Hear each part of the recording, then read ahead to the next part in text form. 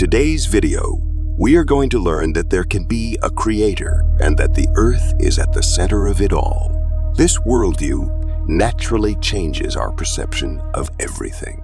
If we entertain, philosophically, that this worldview is true, then it is natural to ask, is there a war against the creator? Is Satan versus God real? Does the devil exist? In this video, we will explore the darkest conspiracy on the web, the war on God. We start with an axiom. We live in a computer simulation. The Swedish philosopher Nick Bostrom gives us a 33.33% chance that we are living in a simulation. In Bostrom's own words, if 1 is true, then we will almost certainly go extinct before reaching post-humanity. If 2 is true, then there must be a strong convergence among the courses of advanced civilizations so that virtually none contains any relatively wealthy individuals who desire to run ancestor simulations and are free to do so. If 3 is true, then we almost certainly live in a simulation. In the dark forest of our current ignorance, it seems sensible to apportion one's credence roughly evenly between 1, 2, and 3.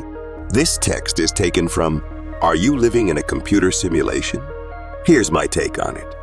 Option 1 is nonsensical given the enormous potential of life to find alternative paths. I can't believe that no one succeeds and that this should apply for all time. You have to be more pessimistic than the greatest pessimist who ever lived to find this believable. And 2 is also equally nonsensical. Thus, we live in a simulation. Maybe, however, I have come up with options 4 and 5. 4 is that simulations are not possible. We don't know if digital consciousness is possible after all, and we know so little about consciousness. But you might be able to run digital simulations for real awareness. But again, this may not be possible. We don't know yet. 5, on the other hand, says that the whole simulation argument isn't sci-fi enough and that evolution has already progressed beyond your wildest dreams and sci-fi movies. 5 says that consciousness is the last niche in the development of technology and that evolution has gone so far that we do not live in simulations, but in a shared dream. Your wildest dream. The universe is a dream.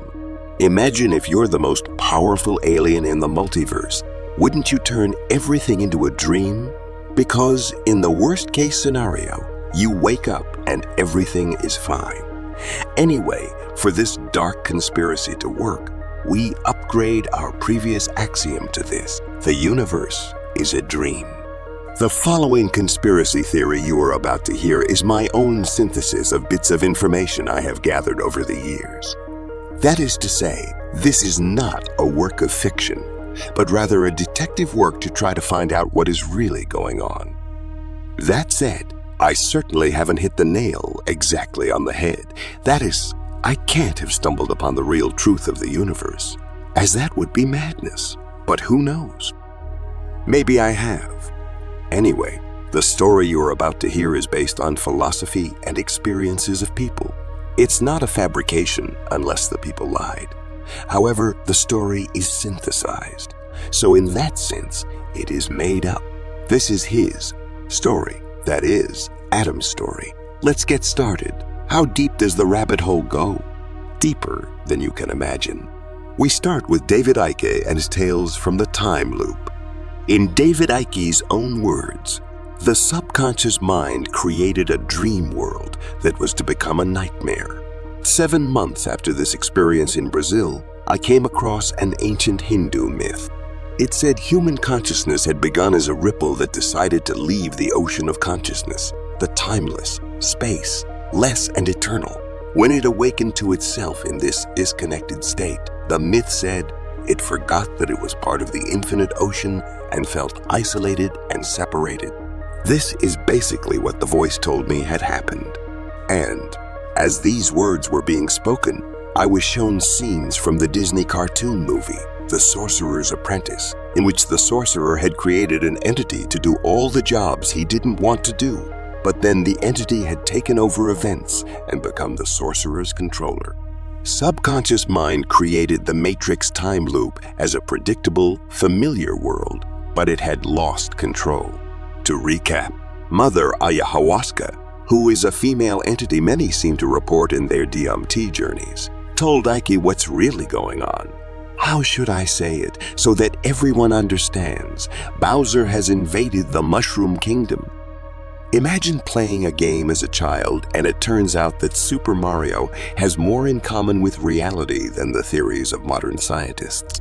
Okay, if this is true, how does it make philosophical sense? For that, I needed to turn to another man. He is called Burgi, the Iceman. I can no longer find the source of his material, but he experienced that at the bottom of our universe, we are a consciousness that is disconnected, just as the myth above said. Burgi experienced this for real. We are consciousness stumbling in a void and blowing space-time bubbles, which is our universe, to stabilize our situation. Pretty dark stuff, basically. He experienced the root of the time loop. This is another feature of this whole thing. The universe is a time loop. So what are your thoughts on this? Stay tuned for part 2 to explore more about it. Link is in the description box.